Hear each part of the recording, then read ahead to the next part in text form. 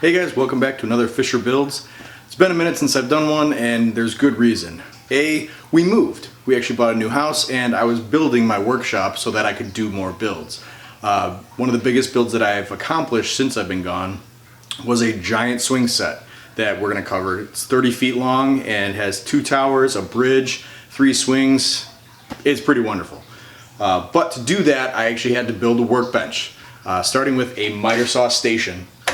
Pretty standard in a workshop, but this one has a couple of bells and whistles that not a lot of people have, and from interest on social media, I wanted to share how I did it and give you guys some inspiration to maybe add it to your shop for both some function and some space saving utility. If you have any questions, comment below, but let's go through the shop and I'll show you what I've done. Now, the common thing with most miter stations is this lower set. You have 2 adjoining tables on the sides with one middle piece that's sunk down so that the deck of the saw is at the same level with your adjoining surfaces. That's to hold your material when it's long. It goes along either side depending on which way you're cutting. And then we actually have tape measures coming along on both sides so that we can make exact repeatable cuts. And that's the essence of a miter saw, is to have that precision on every single cut. But the key is having this perfectly flush with the bottom. So you measure this deck surface and make sure that you lower this exactly that amount.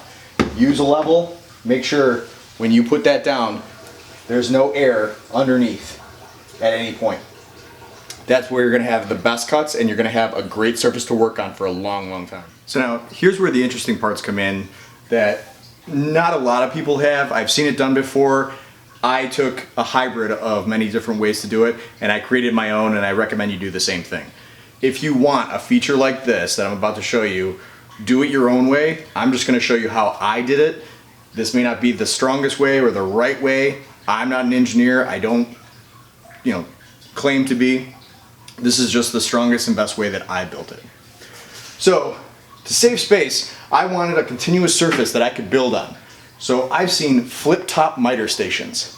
That's what these brackets are for. With these, I can unlock this surface that has a pin going through a steel pipe, and this entire thing can rotate up and out of the way.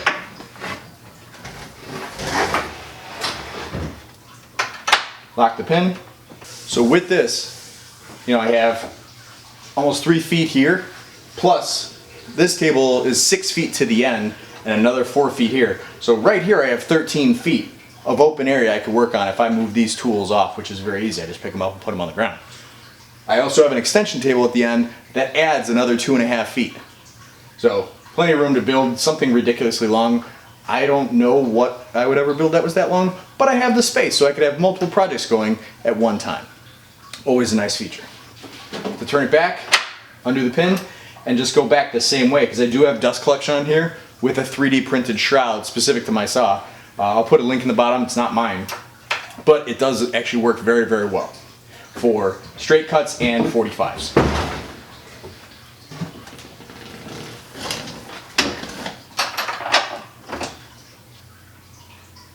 Alright, so now here's where I tell you how I did it. Everything is about balance. You want something to flip. It has to have a perfect center of gravity. Otherwise, it's going to be wonky. One side's going to be too high, one side's going to be too low. Here's how you do the math. You take the deck of your saw. This Dewalt 12-inch compound sliding saw, this deck is 3.5 inches thick from the ground to the top of the deck. 3.5 on the nose. Fine. You got a 3/4 inch melamine. So, I'm already at 4.25. So, if I take that, times it by 2. Because that's the balance I want, to have 2 halves. 4.25, 4.25, I'm at 8.5. This, from the top surface to the bottom of this, is 10.5 on the nose. Why is that? Because I'm rotating it on a 1-inch pipe. So that 1-inch pipe has a 1/2 inch above it and a 1/2 inch below it, giving me that 2 extra inches, bringing me to 10.5. So you measure your deck, your surface, the side piece that it's going to pivot on, and then your reverse flip side surface. add a little spacing. I added 2 inches for a 1-inch pipe, space above and below. Then, easiest way to do it, measure from the reverse surface up. I'm at 5 1/4. That's where my hole's gonna be. So it's 5 1/4 from this side, 5 1/4 from this side. Obviously measure in 50% of whatever your depth is. This saw is 34 inches from front to back at its, smallest point. That's as compact as I can get it. That's a deep counter. Typical counters are 30 inches, maybe 20, 29. This is a deep workbench. There are miter saws that are skinnier and less deep. So measure it to your saw. Don't go off of any of these measurements. I'm just giving you an example how to split the difference to get a perfect pivot. So this is the far end of the miter station. The miter saw is right there. This stops at 6'9", and then I have this extension.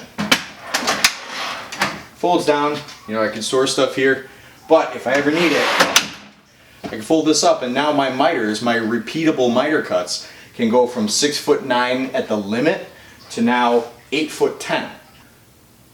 So fortunately, immediately following our move into this house was Father's Day, and my beautiful kids, along with maybe some help, went out and got me this Incra router lift.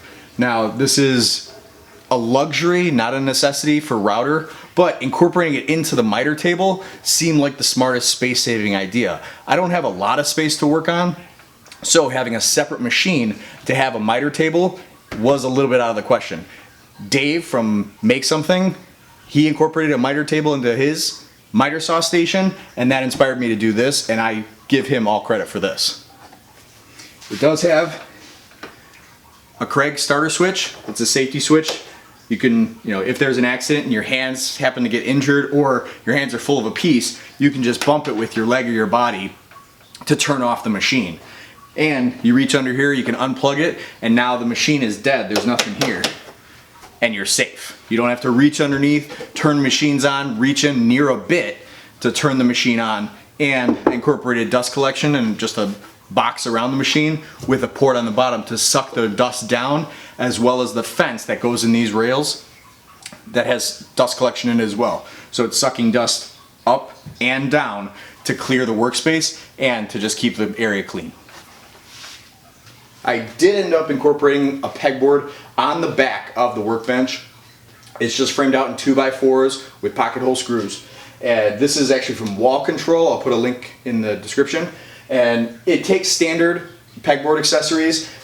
Wall Control does sell, some nice custom accessories for hammers. You can buy pins, shelf sets, but some of this stuff is from different hardware stores, Harbor Freight, big box stores. You can use any standard pegboard accessory on this, and you have everything you may need. Different types of screwdrivers, tools, tapes, hammers, measuring tools, ear protection, face protection, grinding blades, router accessories are easily accessible.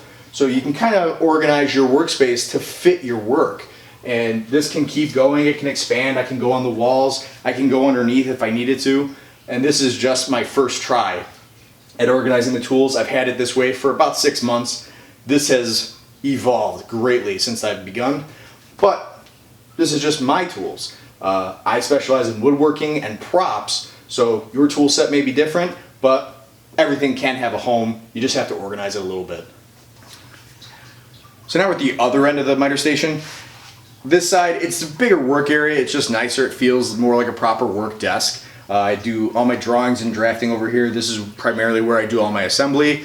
This is more where I do fine tuning and the machine work.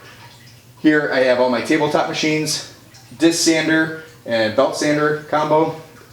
Every good shop should have a sander. Bandsaw, drill press, and just the cordless tool charging. And then I incorporated in a drawer, same depth as the workbench.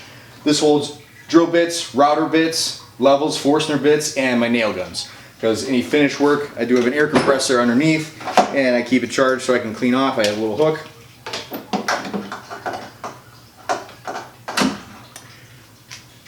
But I can pin nail or do brad nails, finish up any type of little projects. everything's right here accessible within one step. So this is my flip top miter station, and this is another Fischer Builds. Thanks for watching. I'll see you next time.